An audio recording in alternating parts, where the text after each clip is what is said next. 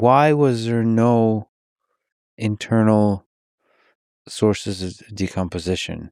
Like, why did it work so well? Why did the people feel represented? Yes, by the way, you talked about how they complain about the taxes, which is one of the signs of a healthy society. It's like complaining about the weather. The fact that you complain about the taxes actually means that you're happy with the taxes, kind of counterintuitively, or it's not too bad. Yeah. It's just complaining is part of the system. Yeah. Anyway, but why? Why did it work so well? Why did everybody get along? Oh, Feel no, represented? They No, not get along. Yeah. Not in a silly way.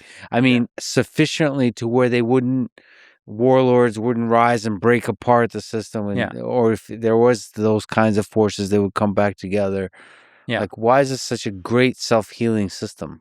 So you're exactly right. So sufficient is the key word. We don't want to idealize this, right? These aren't like, they're not just dancing in the streets, holding hands right. Even when it comes to the tax system, they are complaining all the time. Of course, they're doing so because they know that complaining gets you things. Mm-hmm. There's no disincentive to complaining. You might not get what you want, or you might get it, but no harm will come to you. So they're complaining all the time. They have all of these civil wars. They're like, okay. So I think I would give you a two-part answer, so really quickly, as to why this held together so well.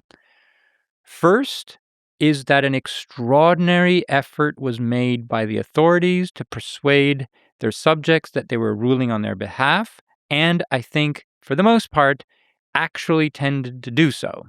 And the second is that it had a very tightly unified identity as Roman and as Orthodox. In other words, for the most time, they knew that they were surrounded by enemies who were not those things, Mm-hmm. and they did not want to live under the power of non-Romans and non-Christian people.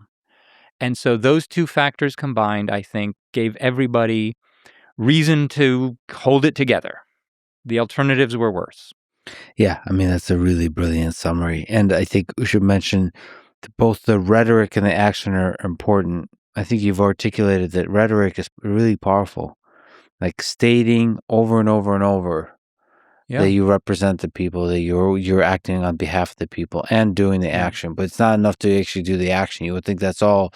Machiavelli says that's the only thing that matters. No. It's the rhetoric actually has a lot of power. Yes. Because it is a uniting idea, an ideal that propagates through time, and it pacifies you, it puts you at peace. Yeah. Rhetoric is important. I'll give you an example.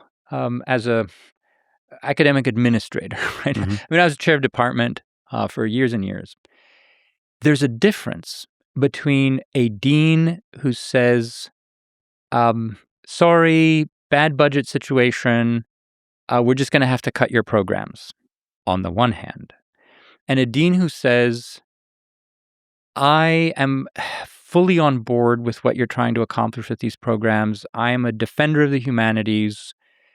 Unfortunately, we have this budget situation and we're going to have to cut some of the programs, but I assure you, the moment I'm in this with you together, the moment we find the funds, we will restore them. Those two just rhetorical strategies, they're aiming at the same practical outcome, will produce very different levels of compliance, right? And consensus. And I should say that there's subtlety there. The best rhetoric in that context, and maybe in the East Roman Empire, is you also have to believe it. Yes, it has to be credible. You can't just say it and then not do it. But one of the things I've learned about humans, just doing this little podcast, is that people could, like, the best way to say a thing, a powerful thing, is to really believe it.